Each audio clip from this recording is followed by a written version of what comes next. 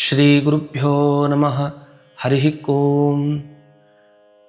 ಕಾಂತಾಯ ಕಲ್ಯಾಣ ಗುಣೈಕಧಾಮ್ನೆ ನವದ್ಯುನಾಥ ಪ್ರತಿಮಪ್ರಭಾಯ ನಾರಾಯಣಾಯ ಅಖಿಲ ಕಾರಣಾಯ ಶ್ರೀ ಪ್ರಾಣನಾಥಾಯ ನಮಸ್ಕರೋಮಿ.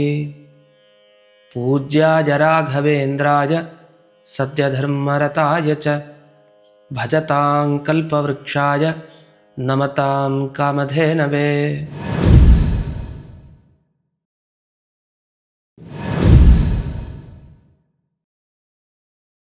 ಸರ್ವಮೂಲ ಚಾನೆಲ್ನ ಎಲ್ಲ ವೀಕ್ಷಕರಿಗೆ ಸ್ವಾಗತ. ಈಗಾಗಲೇ 19 ಸಂಚಿಕೆಗಳಿಂದ ರಾಯರ ಅನೇಕ ಮಹಿಮೆಗಳನ್ನು ಕೇಳ್ತಾ ಇದ್ದೀವಿ. ಜೊತೆಗೆ ರಾಯರ ವಿಶೇಷ ಅನುಗ್ರಹಕ್ಕಾಗಿ ಯಾವ ಶ್ಲೋಕಗಳನ್ನು ಹೇಳ್ಕೊಳ್ಬೇಕು, ಅವುಗಳ ಅರ್ಥ ಏನು ಅನ್ನೋದನ್ನು ನೋಡಿದ್ದೀವಿ. ಈಗ 20ನೇ ಸಂಚಿಕೆ ಬಹಳ ವಿಶೇಷ ಸಂಚಿಕೆ. ಯಾಕೆ ಅಂದರೆ ಪೂರ್ಣ ಸ್ತೋತ್ರ, ರಾಯರ ಸ್ತೋತ್ರ ಏನು ಅಪ್ಪಣಾಚಾರ್ಯ ರಚನೆ ಮಾಡಿದ್ದಾರೆ ಅದು ಪೂರ್ಣ ಆಗುತ್ತೆ ನಮಗೆ ಈ ಸಂಚಿಕೆಯಲ್ಲಿ. ಅದರಿಂದ ಮೊದಲನೇ ಶ್ಲೋಕದಿಂದ ಹಿಡಿದು ಕೊನೇ ಶ್ಲೋಕದವರೆಗೆ ಅಪ್ಪಣಾಚಾರ್ಯರು ಏನು ಈ ರಾಘವೇಂದ್ರ ಸ್ತೋತ್ರವನ್ನು ರಚನೆ ಮಾಡಿದ್ದಾರೆ. ಇದನ್ನು ಪೂರ್ತಿಯಾಗಿ ನಾವು ಇದುವರೆಗೆ ಅರ್ಥವನ್ನು ತಿಳ್ಕೊಂಡ್ವಿ, ಅನೇಕ ಮಹಿಮೆಗಳನ್ನು ತಿಳ್ಕೊಂಡ್ವಿ.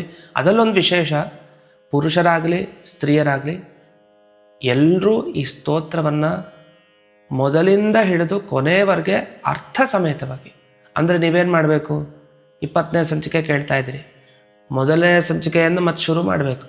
ಸರಿಯಾಗಿ ಆ ಶ್ಲೋಕಗಳಿಗೆ ಏನರ್ಥ ಎಲ್ಲ ತಿಳ್ಕೊಳ್ಬೇಕು. ಹೀಗೆ ಪ್ರತಿಯೊಂದು ಸಂಚಿಕೆಗಳನ್ನು ಕೇಳಿ ಚೆನ್ನಾಗಿ ತಿಳ್ಕೊಂಡ್ಮೇಲೆ ಒಂದು ಸಲ ಪೂರ್ಣ ಪಾರಾಯಣ ಮಾಡಬೇಕು ಇಡೀ ಸ್ತೋತ್ರವನ್ನು. ಇದನ್ನು ಪ್ರತಿನಿತ್ಯ ಮಾಡಿದರೆ ಬಹಳ ವಿಶೇಷ. ಇಲ್ಲ ಕೆಲವ್ರಿಗೆ ಇಂತಿಂಥ ಫಲನೇ ಬೇಕು ಅಂತ ಅಪೇಕ್ಷೆ ಇರುತ್ತೆ. ಅಂಥವ್ರು ವಿಶೇಷವಾಗಿ ಆಯಾಯ ಶ್ಲೋಕಗಳನ್ನು ಯಾವುದು ಆರಿಸಿರ್ತಾರೆ ಅಂಥ ಶ್ಲೋಕಗಳನ್ನೇ ವಿಶೇಷವಾಗಿ ಅನೇಕ ಸಲ ಹೇಳ್ಕೊಳ್ಬೇಕು. ಪುರುಷರಿಗೆ ವಿಶೇಷವಾಗಿ ಯಾವ ಫಲಗಳನ್ನು ಹೇಳಿದ್ದಾರೆ, ಸ್ತ್ರೀಯರಿಗೆ ಯಾವ ವಿಶೇಷ ಫಲ ಬೇಕು ಅಂತಿದೆ ಅದನ್ನೆಲ್ಲ ಮಾಡ್ತಾ ಹೋಗೋದು. ಅಲ್ಲಿ ಸ್ತ್ರೀಯರಿಗೆ ಒಂದು ಸೂಚನೆ ಏನು ಅಂದರೆ, ಓಂ ಶ್ರೀ ರಾಘವೇಂದ್ರಾಯ ನಮಃ ಇತ್ಯಷ್ಟಾಕ್ಷರ ಮಂತ್ರತಃ ಅಂತ ಒಂದು ಶ್ಲೋಕ ಬರುತ್ತೆ. ಆ ಶ್ಲೋಕದಲ್ಲಿ ಓಂ ಅಂತ ಹೇಳಿದ್ದೇನೆ, ಶ್ರೀ ರಾಘವೇಂದ್ರಾಯ ನಮಃ ಅಂತ ಹೇಳಿಕೊಂಡು ಪೂರ್ಣವಾಗಿ ಈ ಸ್ತೋತ್ರವನ್ನು ಪಾರಾಯಣ ಮಾಡಬಹುದು. ಹೀಗೆ ತಪ್ಪದೆ ಎಲ್ಲರೂ ಈ ಸ್ತೋತ್ರವನ್ನು ಅನುಸಂಧಾನಪೂರ್ವಕವಾಗಿ ಪಾರಾಯಣ ಮಾಡ್ತಾ ಹೋಗಿ ಅಂತ ತಿಳಿಸ್ತಾ, ಇಂದಿನ ಸಂಚಿಕೆಯಲ್ಲಿ ಮತ್ತೊಂದು ಅಪೂರ್ವವಾದ ರಾಯರ ಮಹಿಮೆಯನ್ನು, ಅದೇ ರೀತಿ ಆ ರಾಯರ ಅನುಗ್ರಹಕ್ಕಾಗಿ ಪಠಿಸಬೇಕಾದ ಈ ಸ್ತೋತ್ರದ ಕೊನೆಯ ಶ್ಲೋಕಗಳು ಯಾವುವು ಅನ್ನೋದನ್ನು ಅರ್ಥ ಸಮೇತವಾಗಿ ನೋಡ್ತಾ ಹೋಗೋಣ. ಮೊದಲಿಗೆ ಈ ಚಿಕ್ಕ ಮಹಿಮೆ. ಮೂರ್ತಿ ಅಂತ ಒಬ್ಬರು ಇರ್ತಾರೆ. ಅವರಿಗೆ ಒಬ್ಬಳು ಮಗಳು. ಆ ಮಗಳಿಗೆ ಒಂದು ಸರಿ ಜ್ವರ ಬರುತ್ತೆ. ಜ್ವರ ಬಂದಾಗ ಮಾಮೂಲಿ ಜ್ವರ ಅಂತ ಅಂದ್ಕೊಳ್ತಾರೆ ಮೊದಲಿಗೆ. ಆದರೆ ಅದು 1 ದಿವಸ ಅಲ್ಲ, 2 ದಿವಸ ಅಲ್ಲ, 3 ದಿವಸ ಆದರೂ ಹೋಗಲಿಲ್ಲ. ಸರಿ ಮನೆ ಔಷಧಿ ತಗೊಂಡ್ರು, ಯಾಕೋ ವಾಸಿ ಆಗೋ ಲಕ್ಷಣ ಕಾಣ್ತಾ ಇಲ್ಲ. ಅದಕ್ಕೆ ಸೀದಾ ಡಾಕ್ಟರ್ ಹತ್ರ ಕರ್ಕೊಂಡು ಹೋದರು. ಏನಾರು ಔಷಧಿ ಕೊಡಿ, ಯಾಕೋ ಹೋಗ್ತಾ ಇಲ್ಲ, ತೊಗೊಂಡ್ವಿ ಔಷಧಿ ಮನೇಲಿರೋದನ್ನ, ಹೋಗ್ತಾ ಇಲ್ಲ. ಇಲ್ಲ ಒಳ್ಳೆ ಕೆಲಸ ಮಾಡಿದಿರಿ ನೀವು ಇಲ್ಲಿ ಕರ್ಕೊಂಡು ಬಂದು. ಯಾಕೆಂದರೆ ಇದು ಸಾಮಾನ್ಯ ಜ್ವರ ಅಲ್ಲ, ಇದು ಮೆದುಳು ಜ್ವರ. ಇದರಿಂದ ಹಾನಿನೇ ಜಾಸ್ತಿ. ಇದು ಸುಮಾರು 3 ವಾರದ ತನಕ ಇರುತ್ತೆ ನಿಮಗೆ. 3 ವಾರ ಆದಮೇಲೆ ಗುಣಮುಖಳಾಗ್ಬೋದು ನಿಮ್ಮ ಮಗಳು. ಆದರೆ ಯಾವುದಾದ್ರು ಒಂದು ಅಂಗಕ್ಕೆ ತೊಂದರೆ ಆಗುವಂಥ ಸಂಭವ ಇದೆ ಜಾಸ್ತಿ ಅಂತ ಹೇಳ್ತಾರೆ. ಇಷ್ಟು ಹೇಳಿದಾಗ ತಂದೆಗೆ ಗಾಬರಿ. 3 ವಾರ ಆದಮೇಲೆ ನೆಮ್ಮದಿ ಕಾಣ್ಬೋದು ಅಂತ ಅನ್ನಿಸ್ತು ಅವ್ರ ಮಾತನ್ನು ಕೇಳಿ. ಆದರೆ ಯಾವುದಾದ್ರು ಒಂದು ಅಂಗ ಡ್ಯಾಮೇಜ್ ಆಗಬಹುದು ಅಂತ ಹೇಳಿದ್ರು. ಆಗಬಹುದು ಅಂದರೆ ಡಾಕ್ಟರ್ ಈ ಮಾತನ್ನು ಗಂಭೀರವಾಗಿ ಪರಿಗಣಿಸಬೇಕು. ಯಾಕಂದರೆ ಹಾಗೆ ಸುಮ್ಮನೆ ಹೇಳಲ್ಲ. ಹಾಗಾದರೆ ಈ ಮೆದುಳು ಜ್ವರ ಹೋಗೋದಿರಲಿ, ಇನ್ನೇನಾಗತ್ತೆ ಅನ್ನುವ ಭಯ ಶುರುವಾಯಿತು ಇವರಿಗೆ. ಸರಿ 3 ವಾರ ಸರಿಯಾಗಿ ಔಷಧಿಯನ್ನೆಲ್ಲ ಕೊಟ್ಟರು ಮಗಳಿಗೆ, ಡಾಕ್ಟರ್ ಹೇಳಿರೋ ಥರ ಎಲ್ಲ ಆಯಿತು. ಆದರೆ 21ನೇ ದಿವಸ ಆಯ್ತಲ್ಲ, 3 ವಾರ ಸರಿಯಾಗಿ ಆಯ್ತಲ್ಲ, ಆದಮೇಲೆ ನೋಡಿ ಒಂದು ಅಂಗದ ಶಕ್ತಿನೇ ಹೊರಟೋಯ್ತು. ಯಾವ ಅಂಗ ಇರ್ಬೋದು? ಕಣ್ಣಿನ ಶಕ್ತಿಯನ್ನು ಈಕೆ ಕಳ್ಕೊಂಡು ಬಿಡ್ತಾಳೆ. ಅಪ್ಪ ನನಗೆ ಕಾಣ್ತಾ ಇಲ್ಲ ಅಂತ ಹೇಳ್ತಾಳೆ. ತಂದೆಗೆ ದುಃಖ ಆಗ್ಬಿಡುತ್ತೆ. ಏನೋ ಕೈ ನೋವು ಕಾಲು ನೋವು ಅಂತಲ್ಲ ಇದು, ಕಣ್ಣಿನ ದೃಷ್ಟಿನೇ ಹೊರಟೋಗ್ಬಿಡ್ಬೇಕಾ ಈ ಒಂದು ಜ್ವರ ಬಂದಿದ್ದಕ್ಕೆ. ತುಂಬ ದುಃಖ ಆಗ್ಬಿಡತ್ತೆ ಅವ್ರಿಗೆ. ಸೀದಾ ಐ ಸ್ಪೆಷಲಿಸ್ಟ್ ಹತ್ರ ಕರ್ಕೊಂಡು ಹೋಗ್ತಾರೆ. ಕರ್ಕೊಂಡು ಹೋಗಿ ಅವ್ರಿಗೆ ತೋರಿಸ್ತಾರೆ, ನೋಡಿ ಏನಾದರೂ ನನ್ನ ಮಗಳಿಗೆ ಕಣ್ಣಿನ ದೃಷ್ಟಿ ಬರೋ ಥರ ಮಾಡಿ, ಹೀಗೆ ಜ್ವರ ಬಂದಿತ್ತು ಅಂತೆಲ್ಲ ಹೇಳ್ಕೊಳ್ತಾರೆ. ಅವರು ಆಯಿತು ಅಂತ ಅನೇಕ ತರಹದ ಔಷಧಿಗಳನ್ನು ಕೊಡ್ತಾರೆ, ಕಣ್ಣಿನ ಟೆಸ್ಟನ್ನು ಮಾಡ್ತಾರೆ, ಎಲ್ಲ ಪರೀಕ್ಷೆ ಎಲ್ಲ ನಡೆದು ಹೋಗುತ್ತೆ. ಎಲ್ಲ ಆದರೂ ಕೊನೆಗೆ ಡಾಕ್ಟರ್ ಹೇಳ್ತಾರೆ, ಇಲ್ಲ ನಿಮ್ಮ ಮಗಳಿಗೆ ಈ ಕಣ್ಣಿನ ದೃಷ್ಟಿ ಬರಲಿಕ್ಕೆ ಸಾಧ್ಯ ಇಲ್ಲ ಈ ಜನ್ಮದಲ್ಲಿ ಅಂತ. ಆವಾಗ ತುಂಬ ದುಃಖ ಆಗ್ಬಿಡುತ್ತೆ. ಅಯ್ಯೋ ನನ್ನ ಮಗಳಿಗೆ ಇನ್ನು ಜನ್ಮವಿಡೀ ದೃಷ್ಟಿನೇ ಬರಲ್ವಾ. ಯೋಚನೆ ಮಾಡ್ತಾ ಮಾಡ್ತಾ ಇರ್ತಾರೆ. ಆಗ ತಲೆಗೆ ಹೊಳೆಯುತ್ತೆ, ಅಯ್ಯೋ ಮಂತ್ರಾಲಯ ಪ್ರಭುಗಳಿದ್ಮೇಲೆ ನಾನು ಯಾಕೆ ಇಷ್ಟು ಯೋಚನೆ ಮಾಡ್ತಾ ಇದ್ದೀನಿ. ನಾನು ಮಂತ್ರಾಲಯಕ್ಕೆ ನನ್ನ ಮಗಳನ್ನು ಕರ್ಕೊಂಡು ಹೋಗ್ತೀನಿ, ಹೋಗಿ ಅವ್ರ ಸೇವೆ ಮಾಡ್ತೀನಿ. ಖಂಡಿತ ನನ್ನ ಮಗಳಿಗೆ ಕಣ್ಣಿನ ದೃಷ್ಟಿಯನ್ನು ರಾಯರು ಕರುಣಿಸ್ತಾರೆ ಅನ್ನೋ ದೃಢ ವಿಶ್ವಾಸದಿಂದ ಸೀದಾ ಮಂತ್ರಾಲಯಕ್ಕೆ ಹೋಗ್ತಾರೆ. 3 ತಿಂಗಳು ಸೇವೆ ಮಾಡಬೇಕು ಅಂತ ಸಂಕಲ್ಪ ಮಾಡ್ಕೊಳ್ತಾರೆ. ಅಲ್ಲೇ ಹತ್ತಿರದಲ್ಲಿ ಒಂದು ಬಾಡಿಗೆ ಮನೆಯೂ ತಗೊಳ್ತಾರೆ, ವಾಸ ಮಾಡ್ಕೊಂಡಿರ್ತಾರೆ. ಪ್ರತಿದಿನ ತುಂಗಭದ್ರಾ ನದಿಗೆ ಹೋಗೋದು, ಸ್ನಾನ ಮಾಡೋದು, ಮಗಳನ್ನು ಕೈ ಹಿಡ್ಕೊಂಡು ಬಂದು ರಾಯರ ವೃಂದಾವನಕ್ಕೆ ಪ್ರದಕ್ಷಿಣೆ ಹಾಕ್ಸೋದು. ಅರ್ಚಕರೆಲ್ಲ ಸಂಕಲ್ಪ ಮಾಡಿಸಿ ಆಗಿದೆ, ಇವರು ಶುರು ಮಾಡಿದರು. 1 ದಿವಸ ಆಯಿತು, 2 ದಿವಸ ಆಯಿತು, 3 ದಿವಸ, ಆಕೆಗೆ ಕಾಣ್ತಾನೆ ಇಲ್ಲ ಪಾಪ. ಹಾಗೇ ಕೈ ಹಿಡ್ಕೊಂಡು ಇವರು ಆ ಮಗಳ ಕೈಲಿ ಸೇವೆ ಮಾಡಿಸ್ತಾ ಇದ್ದಾರೆ. ಸುಮಾರು ದಿವಸಗಟ್ಟಲೆ ಸೇವೆ ಆಯಿತು. ಇನ್ನೇನು ಹತ್ತತ್ರ ಇವರು ಸಂಕಲ್ಪ ಮಾಡಿದಂತೆ 3 ತಿಂಗಳಿನ ಸೇವೆ ಮುಗಿತಾ ಬಂತು. ಆಗ ಮನಸ್ಸಿನಲ್ಲಿ ಆತಂಕ ಜಾಸ್ತಿ ಆಗ್ತಾ ಇದೆ. ರಾಯರು ಖಂಡಿತ ಪರಿಹರಿಸ್ತಾರೆ ನಂಬಿಕೆ ಇದೆ, ಆದರೆ ಯಾಕೋ ಇಷ್ಟು ದಿವಸಗಳಲ್ಲೂ ಏನೋ ಒಂದು ಲಕ್ಷಣ ಕಾಣ್ತಾ ಇಲ್ಲ. ಏನೋ ಸ್ವಲ್ಪ ಕಾಣ್ತಾ ಇದೆ, ಚೂರು ಕಾಣ್ತಾ ಇದೆ, ಏನು ಮಾತಾಡ್ತಾ ಇಲ್ಲ ಆಕೆ. ಇಲ್ಲ ಅಪ್ಪ ಮೊದಲನೇ ದಿವಸ ಹೇಗಿತ್ತೋ ಹಾಗೇ ಇತ್ತು ಅಂತ ದಿವಸ ಹೇಳ್ತಾಳೆ. ಇರಲಿ 3 ತಿಂಗಳು ಸಂಕಲ್ಪ ಮಾಡಿದ್ನಲ್ಲ, ಹಾಗೆ ಸೇವೆ ಮುಗಿದಿನ ಮಾರನೇ ದಿವಸ ಖಂಡಿತ ನನ್ನ ಮಗಳಿಗೆ ಕಣ್ಣಿನ ದೃಷ್ಟಿ ಕೊಡ್ತಾರೆ ರಾಯರು ಅಂತ ಭಾವಿಸಿದ್ದಾರೆ. ಕೊನೆಯ ದಿವಸ ಬಂತು, 3ನೇ ತಿಂಗಳು ಕೊನೆಯ ದಿವಸ. ಅವತ್ತಿನ ದಿವಸ ಹೆದರಿಕೆ ಶುರು ಆಗ್ತಾ ಇದೆ ಯಾರಿಗೆ, ತಂದೆಗೆ. ಏನಾಗ್ಬಿಡುತ್ತೋ ಅಂತ. ಹೀಗೆ ಅವತ್ತೆಲ್ಲ ಕಳೀತಾ ಬಂತು. ರಾತ್ರಿ ಹೊತ್ತಾಯಿತು. ರಾತ್ರಿ ಹೊತ್ತಾದ್ಮೇಲೆ ಸರಿಯಾಗಿ ಬೆಳಗಿನ ಜಾವ 3 ಗಂಟೆಗೆ ತಂದೆಗೆ ಎಚ್ಚರ ಆಗುತ್ತೆ. ಎಚ್ಚರಾಗಿ ಮಗಳನ್ನ ಎಪ್ಸಿ, ಮಗಳೇ ನಿನಗೆ ಕಣ್ಣು ಕಾಣ್ತಾ ಇದೆಯಾ ಇವಾಗ ಅಂತ. ಯಾಕೆಂದ್ರೆ 3 ತಿಂಗಳಾಯ್ತು ಸೇವೆ, ಮಾನ ದಿವಸ ಕಣ್ಣಿನ ದೃಷ್ಟಿ ಬರುತ್ತೆ ಅಂತ ಭಾವನೆ ಹೇಳಿದಾಗ ಅವಳೇನು ಕಣ್ಣು ಬಿಡೋದು. ಅವಳು ಹೇಳ್ತಾಳೆ, ನನಗೆ ಕತ್ತಲೇನೇ ಇದೆ ಹಾಗೆ ಅಂತ. ಒಂದು ಸಲಿ ಹೃದಯ ಬಡಿತ ನಿಂತಾಗಾಯ್ತು ಅವ್ರಿಗೆ. ಅಯ್ಯೋಯ್ಯೋ 3 ತಿಂಗಳು ಸೇವೆ ಮಾಡಿ ಆಯಿತು. ಶ್ರದ್ಧೆ ಅಂದರೆ ಅಷ್ಟು ಶ್ರದ್ಧೆಯನ್ನು ಮಾಡಿದ್ದಾರೆ. ನದಿಯಲ್ಲಿ ದಿವಸ ಸ್ನಾನ, ದಿವಸ ಪ್ರದಕ್ಷಿಣೆ, ಸುಸ್ತಾಯ್ತೋ ಬಿಡ್ತೋ ಬರ್ಬೇಕು, ಅನುಗ್ರಹ ಆಗ್ಬೇಕಷ್ಟೇ. ಅಷ್ಟು ಸದ್ಭಾವನೆಯಿಂದ ಮಾಡಿದ್ರು. ಬೆಳಗಿನ ಜಾವ 3 ಗಂಟೆಗೆ ಎಬ್ಸಿ ಕೇಳಿದ್ರು, ಅದೇ ಉತ್ತರ, ನನ್ನ ಕಣ್ಣು ಕತ್ತಲೇ ಇದೆ. ತುಂಬ ಬೇಜಾರಾಗ್ಬಿಡುತ್ತೆ. ಆ ದುಃಖದಲ್ಲಿ ಹಾಗೆ ಬೆಡ್ಶೀಟ್ ಹಾಗೆ ಹೊತ್ಕೊಂಡು ಮಲ್ಕೊಂಡ್ಬಿಡ್ತಾರೆ. ಮತ್ತೆ ಹೇಳಲಿಕ್ಕೂ ಮನಸ್ಸು ಬರ್ತಾ ಇಲ್ಲ, ಅಳ್ತಾ ಇದೆ. ಹಾಗೆ ನಿದ್ರೆಗೆ ಜಾರ್ಬಿಟ್ಟಿದ್ದಾರೆ ಗೊತ್ತಿಲ್ಲದೆ. ಒಂದು ಸ್ವಲ್ಪ ಹೊತ್ತಾದ್ಮೇಲೆ ಸರಿಯಾಗಿ 5 ಗಂಟೆಗೆ ಒಂದು ಕನಸು ಬಿದ್ದಿದೆ. ಯಾರಿಗೆ? ಅವರ ತಂದೆಗೆ. ಕನಸು ಬಿದ್ದಾಗ ಸೂಚನೆ ಕೊಟ್ಟಿದ್ದಾರೆ ರಾಯರು, ನೋಡಿ ಆ ಒಳ್ಳೆ ಟೈಮ್ 5 ಗಂಟೆ ಸರಿಯಾಗಿ ಬೆಳಗಿನ ಜಾವ ಬಂದಿದೆ.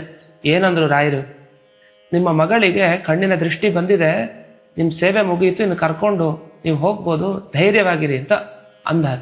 ಇದಾದ ಮೇಲೆ ಅವ್ರಿಗೆ ನಂಬಿಕೆ ಬರ್ತಾ ಇಲ್ಲ. ಯಾಕೆಂದ್ರೆ ಕನಸಿನಲ್ಲಿ ಬಂದಿದ್ದು ನಿಜ. ಈಗ ತಾನೇ 2 ಗಂಟೆ ಹಿಂದೆ ಕೇಳಿದ್ನಲ್ಲ ನನ್ನ ಮಗಳಿಗೆ ಕಣ್ಣಿನ ದೃಷ್ಟಿ ಇಲ್ಲ, ಅವಳೇ ಹೇಳ್ತಾ ಇದ್ದಾಳೆ.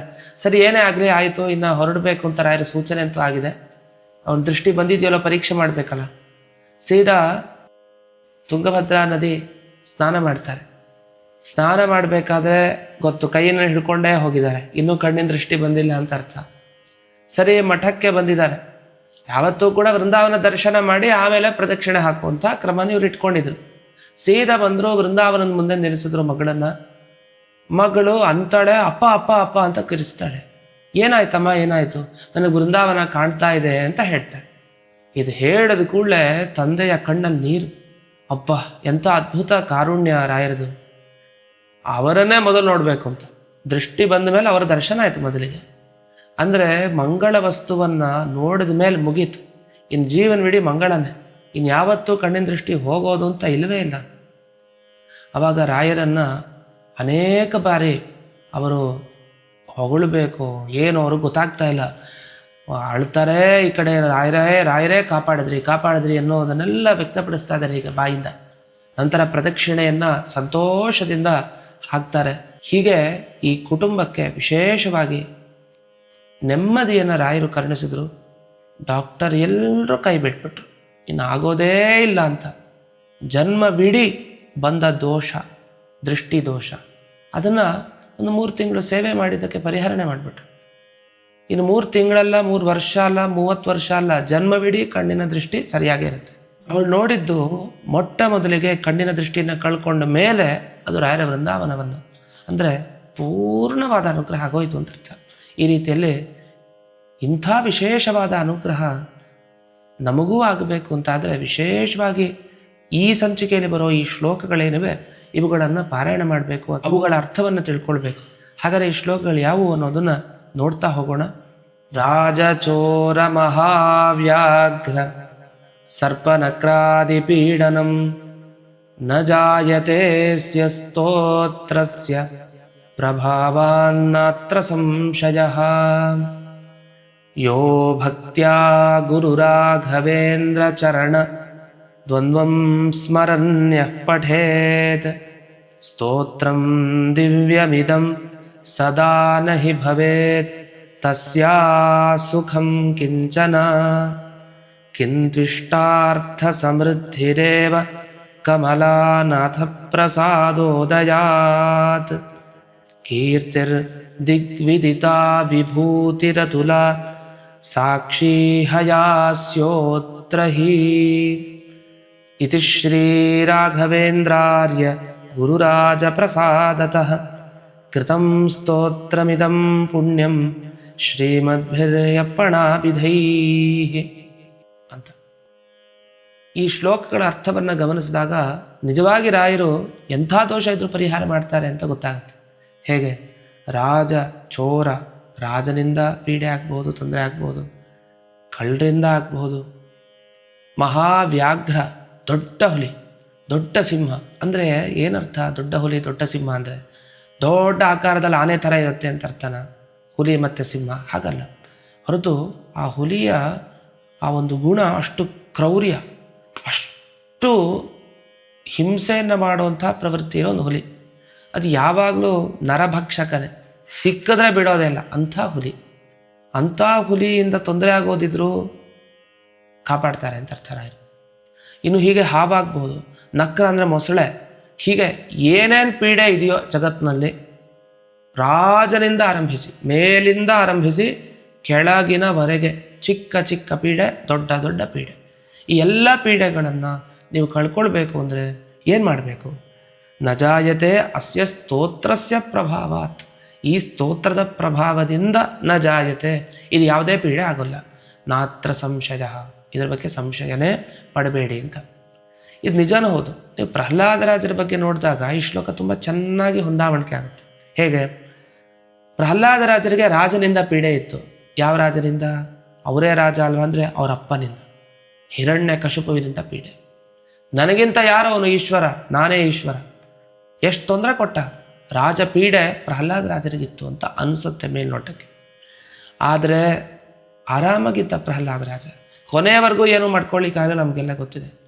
ಹುಲಿ ಆಯಿತು, ಸಿಂಹ ಆಯಿತು, ಆನೆ ಆಯಿತು, ಗಂಗೆಯಲ್ಲಿ ಮುಳುಗಿಸಿದಾಯಿತು, ಹಾವಾಯಿತು, ಎಷ್ಟೆಷ್ಟು ಪೀಡೆಯನ್ನು ಕೊಡಬಹುದೋ ಅಷ್ಟು ಆಗೋಗಿದೆ. ಆದರೆ ಏನಾದರೂ ಪ್ರಭಾವ ಬೀರ್ತಾ ಪ್ರಹ್ಲಾದನ ಮೇಲೆ? ಏನೂ ಪ್ರಭಾವ ಬೀರಲಿಲ್ಲ. ಯಾಕೆ? ಅದು ಹರಿಯ ಪ್ರಭಾವ ಇತ್ತು. ಹರಿಯ ಪ್ರಭಾವದಿಂದ ಪ್ರಹ್ಲಾದರಾಜರಿಗೆ ಏನಾಗಲಿಲ್ಲ. ಮುಖ್ಯ ಪ್ರಾಣದೇವರ ಪ್ರಭಾವದಿಂದ ಪ್ರಹ್ಲಾದರಾಜರಿಗೆ ಏನಾಗಲಿಲ್ಲ. ಇದು ಹೇಗೆ ಗೊತ್ತಾಯಿತು? ಅಸ್ಯ ಪ್ರಭಾವ. ಅ ಅಂತಂದರೆ ಭಗವಂತ ಅಂತ ಅರ್ಥ. ಅ ಅನ್ನೋ ಶಬ್ದಕ್ಕೆ ಭಗವಂತ ಅಂತ ಅರ್ಥವನ್ನು ಹೇಳಿದ್ದಾರೆ ಎಲ್ಲ ಕಡೆ. ಹಾಗೆ ಅ ಅನ್ನೋ ಶಬ್ದಕ್ಕೆ ವಾಯುದೇವರು ಅಂತ ಅರ್ಥ. ಅವರ ಪ್ರಭಾವದಿಂದ ಆ ಪೀಡೆ ಅವರಿಗೆ ಇರಲಿಲ್ಲ. ನಮಗಾಗಬೇಕಾದ್ರೆ ಹೇಗೆ? ನಮಗೆ ಅಸ್ಯ ಪ್ರಭಾವದಂದರೆ ಈ ಸ್ತೋತ್ರ ಪಾರಾಯಣ ಮಾಡೋದ್ರಿಂದ ರಾಯರ ಅನುಗ್ರಹ, ಪ್ರಹ್ಲಾದರಾಜರ ಅನುಗ್ರಹ, ಮುಖ್ಯ ಪ್ರಾಣದೇವರ ಅನುಗ್ರಹ, ಪರಮಾತ್ಮನ ಅನುಗ್ರಹ, ನರಸಿಂಹದೇವರ ಅನುಗ್ರಹ ಎಲ್ಲ ಆಗಿ ನ ಜಾಯತೆ, ಯಾವುದೇ ತರಹದ ಪೀಡೆ ಆಗೋದಿಲ್ಲ. ನಾವು ರಾಜ ಅಂತಂದರೆ ನಾವು ರಾಜ ಏನು ತೊಂದರೆ ಕೊಡ್ತಾನೆ ನಮಗೆ, ದೇಶದ ರಾಜ ಇಲ್ಲ ಅಂತ ಅಂದ್ಕೊಳ್ಬೋದು. ಆದರೆ ಯಾವ್ಯಾವ ರೀತಿ ತೊಂದರೆ ಬರುತ್ತೋ ಗೊತ್ತಿಲ್ಲ. ಯಾವುದಾದ್ರು ಒಂದು ನಿಯಮ ರೂಲ್ ಮಾಡಿಬಿಟ್ರೆ ಸಾಕು, ನಮಗೆಲ್ಲ ಪ್ರಜೆಗಳಿಗೆ ತೊಂದರೆ ಆಗ್ತಾ ಇರುತ್ತೆ. ಅದು ಇಂಥ ಪೀಡೆಯಿಂದ ಪರಿಹಾರ ಆಗಬೇಕಾ? ಈ ಸ್ತೋತ್ರವನ್ನು ವಿಶೇಷವಾಗಿ ಪಾರಾಯಣ ಮಾಡಿ, ಅದು ಈ ಶ್ಲೋಕಗಳನ್ನು. ಅಷ್ಟೇ ಅಲ್ಲದೇನೆ ಈ ದೊಡ್ಡ ದೊಡ್ಡ ಹುಲಿ ಅಂತ ಹೇಳಿದೆ, ಸಿಂಹ ಅಂದೆ, ಸರ್ಪ ಅಂದೆ, ಏನು ನಾವು ಸಿಟಿಲಿದ್ದೀವಿ, ಇದು ಯಾವುದು ಬರೋದಿಲ್ಲ ಈ ಕಡೆ, ನಮಗೇನು ಕಾಟ ಇಲ್ಲ ಅಂತ ಯೋಚನೆ ಮಾಡಬೇಡಿ. ಸುತ್ತಲೂ ಮುತ್ತಲೂ ಇರೋ ಜನರೇ ಹುಲಿ ಥರ ಆಡ್ತಾರೆ, ಹಾವಿನ ಥರ ಆಡ್ತಾರೆ, ಒಬ್ಬೊಬ್ಬರು ಒಂದೊಂದು ಥರ ಇರ್ತಾರೆ. ಅದನ್ನು ಇವರುಗಳ ಪೀಡೆನೇ ದೊಡ್ಡ ಪೀಡೆ, ಅವುಗಳ ಪೀಡೆ ಥರ. ಇಂಥ ಪೀಡೆಗಳ ಪರಿಹಾರ ಆಗಬೇಕಾ? ಈ ಸ್ತೋತ್ರವನ್ನು ವಿಶೇಷವಾಗಿ ಪಾರಾಯಣ ಮಾಡಿ. ಈ ಸ್ತೋತ್ರ ಅಂದರೆ, ಈ ಸ್ತೋತ್ರ ಇರೋದೇ ಒಂದು ವಿಶೇಷವಾದ ಶ್ಲೋಕದಲ್ಲಿ. ಇಡೀ ಸ್ತೋತ್ರದ ಪ್ರಭಾವ ಯಾವುದದು? ಓಂ ಶ್ರೀ ರಾಘವೇಂದ್ರಾಯ ನಮಃ ಇತ್ಯಷ್ಟಾಕ್ಷರ ಮಂತ್ರತಃ ಜಪಿತಾತ್ ಭಾವಿತಾನ್ ನಿತ್ಯಂ ಇಷ್ಟಾರ್ಥ ಸುರ್ಣ ಸಂಶಯ. ಅಂದರೆ ಓಂ ಶ್ರೀ ರಾಘವೇಂದ್ರಾಯ ನಮಃ ಅಷ್ಟಾಕ್ಷರ ಮಂತ್ರ ಏನಿದೆ, ಅದು ಓಂಕಾರ ಪುರುಷರು ಹೇಳ್ಕೊಳ್ಬೇಕು, ಶ್ರೀಕಾರವನ್ನು ಸ್ತ್ರೀಯರು ಹೇಳ್ಕೊಳ್ಬೇಕು ಆದಿ ಅಂತ್ಯದಲ್ಲಿ. ಅದು ಗೊತ್ತೇ ಇರುತ್ತೆ ನಿಮಗೆ. ಅಂತೂ ಆ ಅಷ್ಟಾಕ್ಷರ ಮಂತ್ರವನ್ನು ವಿಶೇಷವಾಗಿ ಹೇಳ್ಕೊಂಡಷ್ಟು ಯಾವುದೇ ಒಂದು ರೀತಿಯ ತೊಂದರೆ ಆಗೋದಿಲ್ಲ ಅಂತ. ಇಷ್ಟೇ ಯಾಕೆ, ವ್ಯಾಸರಾಜರನ್ನು ನೋಡಿದಾಗ ಈ ಶ್ಲೋಕ ಅವರ ಬಗ್ಗೆ ಹೇಳ್ತಾ ಇದೆ. ರಾಜನಿಗೆ ಬಂದ ಪೀಡೆಯನ್ನೇ ಪರಿಹರಿಸ್ತಾರವರು. ರಾಜ ಅಂದರೆ ಕೃಷ್ಣದೇವರಾಯ, ವಿಜಯನಗರ ಸಾಮ್ರಾಜ್ಯದ ದೊರೆ. ಅವನಿಗೆ ಕುಹುಯೋಗ ಅಂತ ಒಂದು ಯೋಗ ಬಂತು. ಆ ಟೈಮ್ನಲ್ಲಿ ಅವನೇನಾದ್ರು ಸಿಂಹಾಸನದ ಮೇಲೆ ಕೂತಿದ್ರೆ ಸುಟ್ಟೋಗ್ಬಿಡ್ತಾ ಇದ್ದ ಅವನು, ಬೂದಿ ಇದೆ ಅಷ್ಟೇ. ಇಡೀ ಪ್ರಜೆಗಳಿಗೆಲ್ಲ ತೊಂದರೆ ಆ ಟೈಮ್ನಲ್ಲಿ. ಆದರೆ ಸ್ವಯಂ ವ್ಯಾಸರಾಜರು ಅಂದರೆ ರಾಯರ ಪೂರ್ವಾವತಾರಿಗಳು ಆ ಸಿಂಹಾಸನದ ಮೇಲೆ ಕೂತು ಆ ಕ್ಷಣದಲ್ಲಿ ಆ ಕೃಷ್ಣದೇವರಾಯನ ಕುಹುಯೋಗ ಪರಿಹಾರ ಮಾಡಿದರು. ಇವ್ರಿಗೆ ಯಾವ ಪೀಡೆ? ರಾಜರ ಪೀಡೆಗಳನ್ನೇ ಪರಿಹಾರ ಮಾಡ್ತವೆ. ಇನ್ಯಾವ ಲೆಕ್ಕ? ಈ ಸರ್ಪ, ಈ ಹುಲಿ, ಈ ಸಿಂಹ, ಈ ಮೊಸಳೆ, ಇದೆಲ್ಲ ಯಾವ ಲೆಕ್ಕ? ಹಾಗಾದರೆ ಯಾವುದೇ ರೂಪ, ಪ್ರಹ್ಲಾದರಾಜ ರೂಪದಲ್ಲಿ ನೋಡಬಹುದು, ರಾಯರಾಗಿದ್ದಾಗ ನೋಡಬಹುದು, ವ್ಯಾಸರಾಜರಾಗಿದ್ದಾಗ ನೋಡಬಹುದು. ಯಾವುದೇ ಸಂದರ್ಭದಲ್ಲೂ ಇವರಿಗೆ ಪೀಡೆ ಅನ್ನೋ ಶಬ್ದ ಬೇರೆಯವರು ಆಡಬೇಕಷ್ಟೇ, ಇವ್ರಿಗೇನೂ ಆಗಿಲ್ಲ. ಅಂದಮೇಲೆ ಇವರನ್ನು ನಾವು ಪ್ರಾರ್ಥನೆ ಮಾಡಿದರೆ ಖಂಡಿತ ನಮಗೆ ಅನುಗ್ರಹ ಆಗೇ ಆಗುತ್ತೆ. ಇದೊಂದು ಅರ್ಥ. ಈ ಮುಂದಿನ ಶ್ಲೋಕಕ್ಕೆ ಹೋದಾಗ ಒಂದು ವಿಶೇಷವನ್ನು ಹೇಳಿದ್ದಾರೆ. ಸರಿ, ರಾಯರ ಸ್ತೋತ್ರವನ್ನು ಹೇಗೆ ಮಾಡಬೇಕು ನಾವು ಪಾರಾಯಣ? ಮುಖ್ಯವಾಗಿ ನೀವೇನು ಮಾಡಬೇಕು ಅಂದರೆ, ಸ್ತೋತ್ರವನ್ನು ಪಾರಾಯಣ ಮಾಡಬೇಕಾದ್ರೆ ಕಣ್ಣು ಮುಚ್ಚಿಕೊಂಡು ಧ್ಯಾನ ಮಾಡಬೇಕು. ಧ್ಯಾನ ಮಾಡ್ತಾ ಮಾಡ್ತಾ ಈ ಸ್ತೋತ್ರ ಹೇಳ್ಕೊಳ್ಬೇಕು. ಯಾರ ಧ್ಯಾನವನ್ನು ಅಂದರೆ, ಗುರು ರಾಘವೇಂದ್ರ ಚರಣದ್ವಂದ್ವಂ ಯೋ ಭಕ್ತ್ಯಾ ಸ್ಮರನ್ ಪಠೇತ್. ಯಾರು ರಾಯರ ಪಾದ ಕಮಲಗಳನ್ನು, ರಾಯರ ಪಾದ ನೆನಪಾಗ್ತಾ ಇರಬೇಕು ಕಣ್ಣು ಮುಚ್ಚಿದ್ರೆ, ಅಥವಾ ಹಿಂಗೆ ಅರ್ಧಂಬರ್ಧ ಕಣ್ಣು ತೆಗೆದು ರಾಯರ ಪಾದ ನೆನಪಾಗ್ತಾ ಇರಬೇಕು. ಕಣ್ಣು ಮುಂದೆ ಹೀಗೆ ಬಂದ ಹಾಗಿರಬೇಕು. ಆ ಎರಡು ಪಾದ ಕಮಲವನ್ನು ನಾವು ಹಿಡ್ಕೊಂಡಿದ್ದೀವಿ ಅಂತ ಅನುಸಂಧಾನದಲ್ಲಿ ಈ ಸ್ತೋತ್ರವನ್ನು ಭಕ್ತಿಯಿಂದ ಪಠನೆ ಮಾಡಬೇಕು. ಪಠನೆ ಮಾಡ್ತಾ ಇದ್ದರೆ ಆಗ ಸ್ತೋತ್ರಂ ದಿವ್ಯಮಿದಂ ಸದಾ ನಹಿ ಭವೇ ತಸ್ಯ ಅಸುಖಂ ಕಿಂಚನ. ಅವನಿಗೆ ಎಂದೆಂದು ಅಸುಖ ಅನ್ನೋ ಶಬ್ದ ಕಿವಿಗೂ ಬೀಳಲ್ಲ. ಅಸುಖ ಅಂದ್ರೇನು? ಸುಖ ಅಲ್ಲದೆ ಇರೋದು ಅಂದರೆ ದುಃಖ. ದುಃಖ ಯಾವತ್ತೂ ಅವನಿಗೆ ಹತ್ತಿರಕ್ಕೆ ಬರೋದಿಲ್ಲ. ಯಾವಾಗ ಈ ಥರ ರಾಯರ ಪಾದಕಮಲಗಳನ್ನು ಧ್ಯಾನ ಮಾಡ್ತಾ ಭಕ್ತಿಯಿಂದ ಈ ಸ್ತೋತ್ರವನ್ನು ಹೇಳ್ಕೊಂಡಾಗ. ಮುಂದೇನಾಗತ್ತೆ ಹಾಗಾದರೆ? ಕಿಂತು ಇಷ್ಟಾರ್ಥ ಸಮೃದ್ಧಿರೇವ. ಏನೇನು ಅಭೀಷ್ಟಗಳೋ ಅವುಗಳ ಸಮೃದ್ಧಿ ಬೆಳೀತಾ ಹೋಗುತ್ತೆ. ಕೊಟ್ಟಿದ್ದ ಹಾಗೆ ಉಳ್ಕೊಳ್ತು ಅಂತಿಲ್ಲ, ನಿಂತ ನೀರು ಥರ ಅಲ್ಲ, ಹರಿಯೋ ನೀರು ಬೆಳೀತಾ ಹೋಗ್ತಾ ಇರುತ್ತೆ ಇಷ್ಟಾರ್ಥಗಳು. ಇದೆಲ್ಲ ಹೇಗೆ ಸಾಧ್ಯ ಆಯಿತು ಅಂತ ಒಂದು ಪ್ರಶ್ನೆ ಮಾಡ್ಕೊಳ್ತಾರೆ. ರಾಯರಿಗೆ ಇಷ್ಟು ಶಕ್ತಿ ಎಲ್ಲಿಂದ ಬಂತು? ಕಮಲಾನಾಥ ಪ್ರಸಾದೋದಯ. ಇದೆಲ್ಲ ರಾಯರಿಗೆ ಇಷ್ಟೊಂದು ಶಕ್ತಿ ಬಂದಿದ್ದು, ನಮಗೆ ಇಷ್ಟೊಂದು ಅನುಗ್ರಹ ಆಗೋದು ಹೇಗೆ ಅಂದರೆ, ಅವರಿಗೆ ವಿಶೇಷವಾಗಿ ಆ ಕಮಲಾನಾಥನ ಅಂದರೆ ಲಕ್ಷ್ಮೀನಾರಾಯಣನ ಅಂದರೆ ಶ್ರೀರಾಮಚಂದ್ರನ ವಿಶೇಷ ಅನುಗ್ರಹ ಅವ್ರಿಗಾಗಿದೆ. ಇವರ ಒಳಗಡೆ ಅಂದರೆ ರಾಯರ ಒಳಗಡೆ ಆ ಶ್ರೀರಾಮಚಂದ್ರ ಇರ್ತಾನೆ. ಅವ್ರು ನಮಗೆ ಇವ್ರ ಮುಖಾಂತರ ಅನುಗ್ರಹಿಸ್ತಾನೆ ಅಂತ ಅರ್ಥ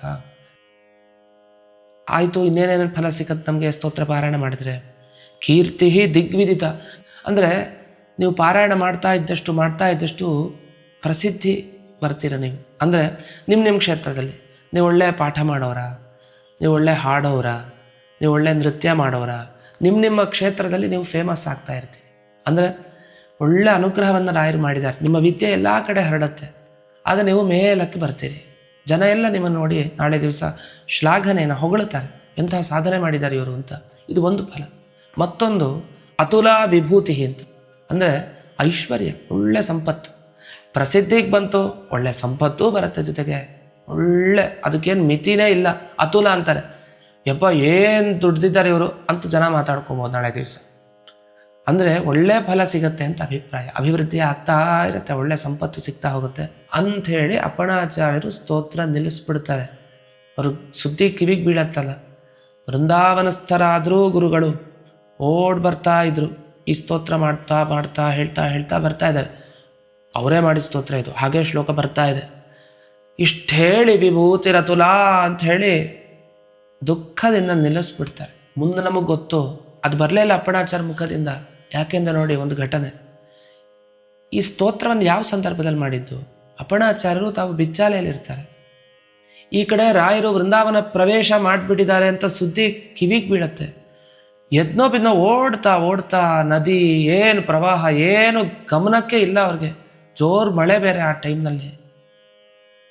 ಶ್ರೀಪೂರ್ಣಬೋಧ ಗುರುತೀರ್ಥ ಶುರು ಮಾಡೇ ಬಿಟ್ರು. ಈ ವಿಷಯ ಕೇಳಿದ ಕೂಡಲೇ ದರ್ಶನಕ್ಕೆ, ರಾಯರ ದರ್ಶನಕ್ಕೆ ದಡ ದಡ ದಡ ಓಡ್ ಬರ್ತಾ ಇದ್ದಾರೆ. ನದಿಯಿಂದ ಆಡ್ಕೊಳ್ತಾರೆ, ಬರ್ತಾರೆ ಬರ್ತಾರೆ. ಅಷ್ಟೊತ್ತಿಗೆ ಇಷ್ಟೊಂದು ಶ್ಲೋಕಗಳನ್ನ ಹೇಳ್ಬಿಟ್ಟಿದ್ದಾರೆ. ನಾವು ಅದನ್ನು 20 ಸಂಚಿಕೆಗಳಲ್ಲಿ ಕೇಳಿಬಿಟ್ಟಿದ್ದೀವಿ ಈಗ. ಆದರೆ ಅವರು ಆಗ ಓಡ್ತಾ ಓಡ್ತಾ ಆ ಧಾವಿಸಿ ಭಕ್ತಿ ಶ್ರದ್ಧೆಯಿಂದ ಕಣ್ಣಿನಲ್ಲಿ ನೀರು ಹಾಕ್ತಾ ಹಾಕ್ತಾ, ನನ್ನ ಗುರುಗಳ ದರ್ಶನ ಆಗಬೇಕಲ್ಲ, ಆಗ್ತಾ ಇಲ್ಲ, ಇನ್ನು ವೃಂದಾವನ ಪ್ರವೇಶ ಮಾಡಿಬಿಡ್ತಾರೆ. ಪೂರ್ಣ ಕಲ್ಲಿಟ್ಬಿಟ್ರೆ ಮುಗೀತು, ಅವ್ರಿಗೆ ಕಾಣಿಸಲ್ವಲ್ಲ, ಪ್ರತ್ಯಕ್ಷವಾಗಿ ನೋಡ್ಲಿಕ್ಕಾಗಲ್ವಲ್ಲ. ಓಡ್ತಾ ಓಡ್ತಾ ಈ ಮಂಚಾಲೆ ಗ್ರಾಮಕ್ಕೆ ಬಂದರು. ಆದರೆ ರಾಯರು ಅಷ್ಟೊತ್ತಿಗೆ ಸಶರೀರ ವೃಂದಾವನ ಪ್ರವೇಶ ಮಾಡೇ ಬಿಟ್ಟಿದ್ದಾರೆ. ಓ, ಗುರುರಾಯರ ದರ್ಶನ ಸಾಕ್ಷಾತ್ತಾಗಿ ನನ್ನ ಕಣ್ಣಿಂದ ಆಗಲಿಲ್ಲ. ವೃಂದಾವನದ ಶಿಲೆಗಳು ಕಾಣ್ತಾ ಇದೆ, ಒಳಗಡೆ ರಾಯರು ಕೂತು ಬಿಟ್ಟಿದ್ದಾರೆ ಜಪವನ್ನು ಮಾಡ್ತಾ. ಅಷ್ಟೊತ್ತಿಗೆ ನಿಲ್ಲಿಸ್ಬಿಟ್ರು. ದುಃಖದಿಂದ ಕೆಳಕ್ಕೆ ಹೀಗೆ ಮಂಡಿ ಊರಿದ್ರು ವೃಂದಾವನದ ಮುಂದೆ. ಅಯ್ಯೋ, ನಿಮ್ಮ ದರ್ಶನ ಆಗಲಿಲ್ವಲ್ಲ ಅಂತ. ಅಷ್ಟೊತ್ತಿಗೆ ಆ ವೃಂದಾವನದಿಂದ ಹೊರಗಡೆ ಧ್ವನಿ ಕೇಳ್ತು. ಎಲ್ಲರೂ ಅನುಭವಿಸಿದ್ರು, ಎಷ್ಟು ಪುಣ್ಯಶಾಲಿಗಳು ನೋಡಿ. ರಾಯರ ಧ್ವನಿ, ಎಲ್ಲ ವೃಂದಾವನ ಪೂರ್ಣ ಕಲ್ಮುಚ್ಚಿ ಆಗಿದೆ, ಇನ್ನು ಧ್ವನಿ ಎಲ್ಲಿಂದ ಬರಬೇಕು? ಆ ಧ್ವನಿ ಕೇಳ್ತು. ಏನು ಧ್ವನಿ? ಸಾಕ್ಷಿ ಹಯಾಸ್ಯೋತ್ರಹಿ ಅಂತ ಧ್ವನಿ ಕೇಳ್ತು. ಅಂದರೆ ಅಪ್ಪಣಾಚಾರ್ಯರು ಇದುವರೆಗೂ ಮಾಡಿದ ಸ್ತೋತ್ರ ಭಕ್ತಿ ಶ್ರದ್ಧೆಯಿಂದ, ನಿಷ್ಕಲ್ಮಶ ಭಾವನೆಯಿಂದ, ದೂರದ ಬಿಚ್ಚಾಲೆಯಿಂದ ಓಡ್ಕೊಂಡು ಆ ದುಃಖದಿಂದ ಆನಂದ ಬಾಷ್ಪ ಅಲ್ಲ, ಅದು ದುಃಖ ತುಂಬ. ಗುರುಗಳು ನಿನ್ನ ಮುಂದೆ ನನ್ನ ಕಣ್ಣಿಗೆ ಕಾಣಿಸಲ್ವಲ್ಲ ಅಂತ ಆ ಒಂದು ಕ್ಷಣಗಳಲ್ಲಿ ಸ್ತೋತ್ರ ಮಾಡಿದೆಯಲ್ಲ, ಅದಕ್ಕೆ ತುಂಬ ಪವರ್ ಇರುತ್ತೆ, ತುಂಬ ಶಕ್ತಿ. ಸಾಮಾನ್ಯ ಸ್ತೋತ್ರ ಅಲ್ಲ ಇದು. ಅಪ್ಪಣಾಚಾರ್ಯರು ಅತ್ಯಂತ ಪ್ರೀತಿ ಪಾತ್ರರಾದ ಶಿಷ್ಯರು. ಅಷ್ಟು ಸ್ತೋತ್ರವನ್ನು ಮಾಡಿದವರು ಏನೇನು ಫಲ ಹೇಳಿದ್ದಾರೆ ನೀವು ಗಮನಿಸ್ಬೋದು. ಕಣ್ಣಿನ ದೃಷ್ಟಿ ಸರಿ ಹೋಗುತ್ತೆ, ಕಾಲು ಸರಿ ಹೋಗಿ ಶಕ್ತಿ ಬರುತ್ತೆ, ಏನೇನು ಫಲ. ಅದು ಇಂಥ ಫಲ ಇಲ್ಲ ಅಂತಿಲ್ಲ, ಅಷ್ಟು ಫಲ ನೀಡುತ್ತೆ ಈ ಸ್ತೋತ್ರ ಅಂತ ಹೇಳಿದ್ದಾರೆ. ಅದೊಂದು ಬೀಗ ಮುದ್ರೆ ಬೀಳಬೇಕಾಗಿತ್ತು ಇದಕ್ಕೊಂದು. ಇದು ನಿಜ, ಈ ಸ್ತೋತ್ರ ಪಾರಾಯಣ ಮಾಡಿದವ್ರಿಗೆ ಫಲ ಸಿಕ್ಕೇ ಸಿಗತ್ತೆ. ಯಾರು ಹೇಳ್ಬೇಕು ಇದನ್ನು? ರಾಯರು ಹೇಳಬೇಕಾಗಿತ್ತು. ರಾಯರ ಮುಖಾಂತರನೇ ಆ ಧ್ವನಿ ಹೊರಗೆ ಬಂತು. ಏನಂತ? ಇದಕ್ಕೆ ಸಾಕ್ಷಿ ಯಾರು ಅಂದರೆ, ಈ ಸ್ತೋತ್ರವನ್ನು ಅಪ್ಪಣಾಚಾರ್ಯರು ಮಾಡಿದ್ದನ್ನು ಯಾರು ಪಾರಾಯಣ ಮಾಡ್ತಾರೋ ಅವರಿಗೆ ಎಲ್ಲ ಫಲಗಳು ಈ ಸ್ತೋತ್ರದಲ್ಲಿ ಹೇಳಿದ್ದು ಸಿಕ್ಕೇ ಸಿಗತ್ತೆ ಅನ್ನೋದಕ್ಕೆ ಸಾಕ್ಷಿ ಯಾರು? ಹಯಾಸ್ಯ ಅತ್ರಹಿ, ಈ ವೃಂದಾವನದಲ್ಲಿ ನನ್ನ ಒಳಗಡೆ ಇರುವಂಥ ಹಯಗ್ರೀವ ದೇವರು ಸಾಕ್ಷಿ ಅಂತ ರಾಯರು ತಾವೇ ಬೀಗ ಮುದ್ರೆಯನ್ನು ಒತ್ತಿದ್ದಾರೆ. ಅಂದರೆ ಅವರೇ ಪ್ರಮಾಣ ಇದಕ್ಕೆ. ರಾಯರೇ ಬಾಯಿ ಬಿಟ್ಟು ಹೇಳಿದ್ದಾರೆ ಅಂದಮೇಲೆ ಮುಗಿದೋಯ್ತು. ನೀವು ದಿವಸ ಅಪ್ಪಣಾಚಾರ್ಯ ಸ್ತೋತ್ರವನ್ನು ಎಷ್ಟು ಸರಿ ಹೇಳಿದ್ರೂ ಕಡಿಮೆ, ಅಷ್ಟು ಹೇಳ್ಕೊಳ್ತಾ ಇರಿ, ಪೂರ್ಣ ಅನುಗ್ರಹ ಆಗುತ್ತೆ. ಇಂಥ ಒಂದು ಸ್ತೋತ್ರ ನಮಗೆ ಅಪ್ಪಣಾಚಾರ್ಯದಿಂದ ಸಿಕ್ಕಿದೆಯಲ್ಲ, ಆ ರಾಯರ ಅನುಗ್ರಹದಿಂದ ಸಿಗ್ತಲ್ಲ. ಮೊದಲನೇ ಸಂಚಿಕೆಯಿಂದ ಇದುವರೆಗೆ ಪರಿಪೂರ್ಣವಾಗಿ ಈ ಶ್ಲೋಕಗಳನ್ನು, ಅದರ ಅರ್ಥಗಳನ್ನು, ಮಹಿಮೆಗಳನ್ನು ಕೇಳಿದಿರಿ. ಪಾರಾಯಣವನ್ನೂ ಮಾಡ್ತಾ ಇರ್ತೀರಿ ಪ್ರತಿನಿತ್ಯ. ಇನ್ನೂ ವಿಶೇಷವಾಗಿ ಪಾರಾಯಣವನ್ನು ಮಾಡಿ ಆ ರಾಯರ ಅನುಗ್ರಹಕ್ಕೆ ಪಾತ್ರರಾಗಿ ಅಂತ ತಿಳಿಸ್ತಾ ಕೊನೆಗೊಂದು ಶ್ಲೋಕ ಇದೆ ಈ ಸ್ತೋತ್ರದಲ್ಲಿ. ಏನು? ಇತಿ ಶ್ರೀ ರಾಘವೇಂದ್ರಾರ್ಯ ಗುರುರಾಜ ಪ್ರಸಾದತಃ ಕೃತಂ ಸ್ತೋತ್ರಮಿದಂ ಪುಣ್ಯಂ ಶ್ರೀಮದ್ಭಿರ ಹೆಪ್ಪಣಾವಿದೇಹಿ ಅಂತ. ಅಲ್ಲಿದ್ದ ವಿದ್ವಾಂಸರು ಹೇಳ್ತಾರೆ, ಇದು ಅಪ್ಪಣಾಚಾರ್ಯರು ರಚನೆ ಮಾಡಿದ ಸ್ತೋತ್ರ. ಶ್ರೀಮದ್ಭಿ, ಇವರು ಸಾಮಾನ್ಯರಲ್ಲ, ಶ್ರೀಮಂತರು ಇವರು. ಶ್ರೀಮಂತರು ಅಂದರೆ ಏನರ್ಥ? ಜ್ಞಾನದಿಂದ ಶ್ರೀಮಂತಿಕೆ ಅಂತ ಅರ್ಥ. ಅಂಥ ಒಂದು ಅನುಗ್ರಹ ರಾಯರಿಂದ ಅವ್ರಿಗಾಗಿತ್ತು. ಎಂಥ ದಿವ್ಯ ಜ್ಞಾನ! ಈ ಒಂದೊಂದು ಶ್ಲೋಕದಲ್ಲಿರೋ ಪದ ಹೇಳಬೇಕು ಅಂದರೆ ಅದು ಸಾಮಾನ್ಯ ಅಲ್ಲ. ಅದು ಹೊರಗೆ ಬರಬೇಕು ಅಂದರೆ ಅದು ರಾಯರ ಅನುಗ್ರಹದಿಂದ ಅವ್ರಿಗೆ ಹೊರಗೆ ಬಂದಿದ್ದು. ಅದು ಯಾವ ಕಾಲದಲ್ಲಿ ಆರಾಮಾಗಿ ಯೋಚನೆ ಮಾಡ್ತಾ ಕೂತ್ಕೊಂಡು ಬರೆದಿದ್ದಲ್ಲ. ದುಃಖ ಬರ್ತಾ ಇದೆ, ಉಮ್ಮಳಿಸ್ತಾ ಇದೆ ದುಃಖ, ಮೇಲ್ಮೇಲೆ ಹೋಗ್ತಾ ಇದೆ ದುಃಖ, ತಡಿಲಿಕ್ಕಾಗ್ತಾ ಇಲ್ಲ, ಗುರುಗಳು ನೋಡ್ಲಿಕ್ಕಾಗ್ತಾ ಇಲ್ಲ ನಾನು ಅಂತ. ಅಂಥ ಒಂದು ಕ್ಷಣಗಳಲ್ಲಿ ಸ್ಫೂರ್ತಿಯಿಂದ ಹೊಳೆದು ಅವರ ಮುಖಾಂತರ ಬಂದ ಶ್ಲೋಕಗಳು ಅಂದರೆ ಇದು ಅತ್ಯದ್ಭುತವಾದ ವಿಷಯ. ರಾಯರೇ ಹೊಳೆಸಿರೋದು ಪ್ರತಿ ಕ್ಷಣ ಈ ಶ್ಲೋಕಗಳನ್ನು. ಅಂದರೆ ಎಷ್ಟು ಶಕ್ತಿ ಈ ಪ್ರತಿಯೊಂದು ಶ್ಲೋಕಗಳಲ್ಲಿ ಇದೆ ಅನ್ನೋದನ್ನು ಗಮನಿಸ್ಬೋದು. ಹೀಗೆ ಅಪಣಾಚಾರ್ಯ ರಚನೆ ಮಾಡಿದ ಸ್ತೋತ್ರ ಇತಿ ಶ್ರೀರಾಘವೇಂದ್ರಾರ್ಯ ಗುರುರಾಜ ಪ್ರಸಾದ. ಆರ್ಯರಾದ ಪೂಜ್ಯರಾದ ಆ ರಾಯರು ಅನುಗ್ರಹಿಸಿ ಬೀಗಮುದ್ರೆಯನ್ನು ಒತ್ತಿ ಈ ಸ್ತೋತ್ರಕ್ಕೆ ಒಂದು ಮಹತ್ವವನ್ನು ಕೊಟ್ಟಿದ್ದಾರೆ ಅಂತ ಹೀಗೆ ಈ ಶ್ಲೋಕವನ್ನು ಕೊನೆಯದಾಗಿ ಈ ಸ್ತೋತ್ರದಲ್ಲಿ ಕಾಣಬಹುದು. ಮೊದಲಿಂದ ಹಿಡಿದು ಶ್ರೀಪೂರ್ಣ ಬೋಧ ಅಲ್ಲಿಂದ ಹಿಡಿದು ಅಪ್ಪಣಾಭಿಧೇಹಿ ಅನ್ನೋವರೆಗೆ ವಿಶೇಷವಾಗಿ ಈ ಸ್ತೋತ್ರದ ಅರ್ಥವನ್ನು, ಪ್ರತಿಯೊಂದು ಶ್ಲೋಕಗಳ ವಿಶೇಷಾಂಶಗಳನ್ನು, ಮಹಿಮೆಗಳನ್ನು ನಾವು ವಿಶೇಷವಾಗಿ ಕೇಳಿದ್ವಿ. ನಿಮಗೆ ಒಂದು ಸಂಶಯ ಬರ್ಬೋದು, ಅಲ್ಲ ಪೂಜ್ಯಾಯ ರಾಘವೇಂದ್ರಾಯ ಬರಲಿಲ್ವಲ್ಲ ಅಂತ. ಅದು ಈ ಸ್ತೋತ್ರದಲ್ಲಿ ಸೇರಿದ್ದ ಶ್ಲೋಕ ಅಲ್ಲ, ಆದರೆ ಅದು ಬೇರೆ ಶ್ಲೋಕ. ಹಾಗಾಗಿ ಆ ಶ್ಲೋಕದ ಬಗ್ಗೆ ನಮಗೆ ಇದ್ದೇ ಇರುತ್ತೆ ಕುತೂಹಲ. ಯಾಕೆಂದರೆ ಎಲ್ಲರೂ ನಾವು ಹೇಳ್ಕೊಳ್ತೀವಿ ಪೂಜ್ಯಾಯ ರಾಘವೇಂದ್ರಾಯ, ಎಲ್ಲರೂ ಬಾಯಿನಲ್ಲೂ ಬರೋ ಶ್ಲೋಕ. ಅದಕ್ಕಂತೂ ತುಂಬ ವಿಶೇಷವಾದ ಅರ್ಥಗಳಿವೆ. ಅದನ್ನು ಹೇಳಿದ್ರೆ ವಿಶೇಷವಾದ ಅನುಗ್ರಹ ಖಂಡಿತ ಆಗುತ್ತೆ. ಹಾಗಾದ್ರೆ ಆ ಶ್ಲೋಕದ ಅರ್ಥ ಏನು ಅನ್ನೋದನ್ನು ಇನ್ನೊಂದು ಸಂಚಿಕೆಯಲ್ಲಿ ಇದೇ ಸರ್ವಮೂಲ ಚಾನಲ್ನಲ್ಲಿ ನೀವೆಲ್ಲರೂ ನೋಡಬಹುದು. ಅದು ಆರಾಧನೆಯ ಸಮಯದಲ್ಲಿ, ಅದು ವಿಶೇಷವಾಗಿ ಗುರುರಾಜರ ಮಧ್ಯಾರಾಧನೆಯ ದಿವಸ ವಿಶೇಷವಾಗಿ ಆ ಶ್ಲೋಕದ ಒಂದು ಚಿಂತನ ಮಂಥನ ನಡೀಲಿಕ್ಕಿದೆ. ಆ ಸಂಚಿಕೆಯನ್ನು ನೀವೆಲ್ಲರೂ ಗಮನಿಸಿ ಅಂತ ಜ್ಞಾಪಿಸ್ತಾ, ಈ ಸಂಚಿಕೆಯನ್ನು ಸಂಚಿಕೆ ಅಂತ ಹೇಳಬಾರ್ದು, ನಿಜವಾಗಿ ಸಂಚಿಕೆಗಳನ್ನು ಅನ್ಬೇಕು. ಯಾಕೆ ಒಂದಲ್ಲ ಎರಡಲ್ಲ ಮೂರಲ್ಲ 20 ಸಂಚಿಕೆಗಳನ್ನು ಒಬ್ಬರೇ ರಾಜಶ್ರೀ ಸೂರಜ್ ಅನ್ನೋರು ಸ್ಪಾನ್ಸರ್ ಮಾಡಿ ವಿಶೇಷವಾಗಿ ರಾಯರ ಅನುಗ್ರಹಕ್ಕೆ ಪಾತ್ರರಾಗಿದ್ದಾರೆ. ರಾಯರೇ ಪ್ರೇರಣೆ ಮಾಡಿ ಈ ಕೆಲಸವನ್ನು ಅವರ ಮುಖಾಂತರ ಮಾಡಿಸಿದ್ದಾರೆ. ಒಳ್ಳೆ ಪುಣ್ಯವನ್ನು ಬಾಚಿಕೊಂಡ್ಬಿಟ್ರು ಇವರು. ಯಾಕೆ 20 ಸಂಚಿಕೆಗಳ ಸೇವೆಯನ್ನು ಮಾಡಿ ಎಲ್ಲರೂ ಈ ಶ್ಲೋಕಗಳ, ಈ ಸ್ತೋತ್ರದ ಪ್ರತಿಯೊಂದು ವಿಶೇಷಾಂಶಗಳನ್ನು ತಿಳ್ಕೊಳ್ಳೋ ಥರ ಆಯಿತು. ಈ ಥರದ ಒಂದು ವಿಶೇಷ ಸೇವೆಯನ್ನು ಅವರು ಮಾಡಿದ್ದಾರೆ. ಅವರಿಗೆ ವಿಶೇಷವಾಗಿ ಆ ರಾಯರ, ಪ್ರಹ್ಲಾದರಾಜರ, ವ್ಯಾಸರಾಜರ, ಶ್ರೀರಾಮಚಂದ್ರ ದೇವರ ವಿಶೇಷ ಅನುಗ್ರಹ, ಹಾಗೆ ನರಸಿಂಹದೇವರ ಅನುಗ್ರಹನೂ ವಿಶೇಷವಾಗಿ ಅವರಿಗೆ ಆಗಲಿ ಅಂತ ಈ ಸಂದರ್ಭದಲ್ಲಿ ಪ್ರಾರ್ಥನೆಯನ್ನು ಮಾಡಿ, ಹಾಗೆ ಈ ಎಲ್ಲ ಸಂಚಿಕೆಗಳನ್ನು ನೀವು ಪ್ರತಿಯೊಬ್ಬರೂ ಕೇಳಿದಿರಿ ಅಂಥ ನಿಮಗೂ ವಿಶೇಷವಾಗಿ ರಾಯರ, ಮುಖ್ಯ ಪ್ರಾಣದೇವರ ಹಾಗೂ ನರಸಿಂಹದೇವರ ವಿಶೇಷ ಅನುಗ್ರಹ ಆಗಲಿ ಅಂತ ಈ ಸಂದರ್ಭದಲ್ಲಿ ಪ್ರಾರ್ಥನೆಯನ್ನು ಮಾಡಿ, ಈ ಸರ್ವಮೂಲ ಚಾನಲ್ನಲ್ಲಿ ಯಾರಿಗೆ ಸ್ಪಾನ್ಸರ್ ಮಾಡಬೇಕು ಅಂತ ಅಪೇಕ್ಷೆ ಇದೆ ಅವರು ಈ ನಂಬರ್ಗೆ ಕಾಂಟ್ಯಾಕ್ಟ್ ಮಾಡ್ಬೋದು ಅಂತ ತಿಳಿಸ್ತಾ, ಇನ್ನು ಮುಂದಕ್ಕೆ ರಾಯರ ಸ್ತೋತ್ರ ಮುಗಿಯಿತು ಇನ್ನೇನು ಅಂತ ಯೋಚನೆ ಮಾಡಬೇಡಿ. ಇನ್ನೊಂದು ಅಪೂರ್ವವಾದ ರಾಯರ ಸ್ತೋತ್ರದ ಸಂಚಿಕೆಗಳು ಬರಲಿಕ್ಕಿವೆ. ಅದೇ ರಾಯರ ಮಂಗಳಾಷ್ಟಕ, ವಿಶೇಷವಾದ ಸ್ತೋತ್ರ. ಪ್ರತಿನಿತ್ಯ ಮಂಗಳ ಖಂಡಿತ ಆ ಸ್ತೋತ್ರವನ್ನು ಪಾರಾಯಣ ಮಾಡಿದರೆ ಅಂಥ ಸ್ತೋತ್ರದ ಸಂಚಿಕೆಯೊಂದಿಗೆ ಮತ್ತೊಮ್ಮೆ ಸಿಗೋಣ ಅಂತ ತಿಳಿಸ್ತಾ, ಈ ಸಂಚಿಕೆಯನ್ನು ಅಸ್ಮದ್ ಗುರುವಂತರ್ಗತ, ವ್ಯಾಸತೀರ್ಥ ಗುರುವಂತರ್ಗತ, ಭಾರತೀರಮಣ ಮುಖ್ಯ ಪ್ರಾಣಾಂತರ್ಗತ ಶ್ರೀಮನ್ಮೂಲ ಗೋಪಾಲಕೃಷ್ಣನಿಗೆ ಅರ್ಪಣೆಯನ್ನು ಮಾಡ್ತೇನೆ. ಶ್ರೀ ಕೃಷ್ಣಾರ್ಪಣಮಸ್ತು.